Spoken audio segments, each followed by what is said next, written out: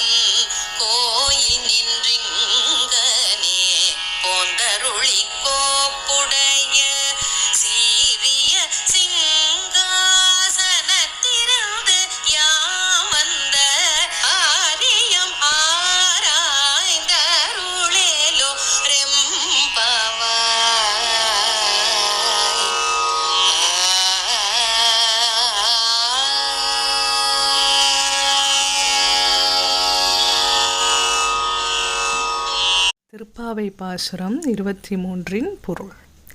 மழைக்காலத்தில் மலையில் உள்ள குகையில் உறங்கும் பெருமை மிக்க சிங்கம் விழிக்கிறது. அதன் கண்களில் நெருப்பு பொறி பறக்கிறது. நாற்புறமும் நடமாடி பிடரி மயிரை சிலிர்த்து பெருமையுடன் நிமிர்ந்து கர்ஜனையுடன் வெளியே கிளம்புகிறது. அதுபோல காயாம்பூ நிறத்தையுடைய கண்ணனே, நீயும் வீரநடை போட்டு உன் கோயிலில் இருந்து வெளியேறி இங்கே வந்து அருள் செய்.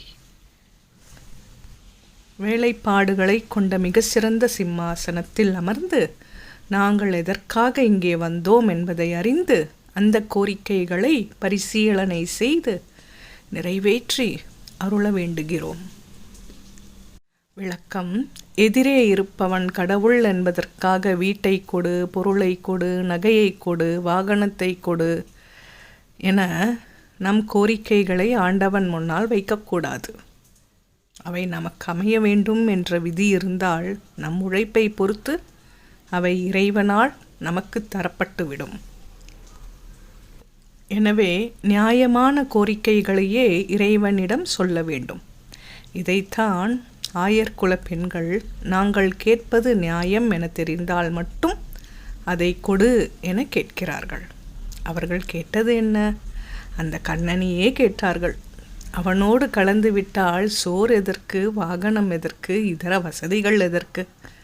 அதற்கெல்லாம் மேலான பேரின்பமல்லவா கிடைக்கும். அதனால் அவனையே கேட்டார்கள் ஆயர்குல பெண்கள்.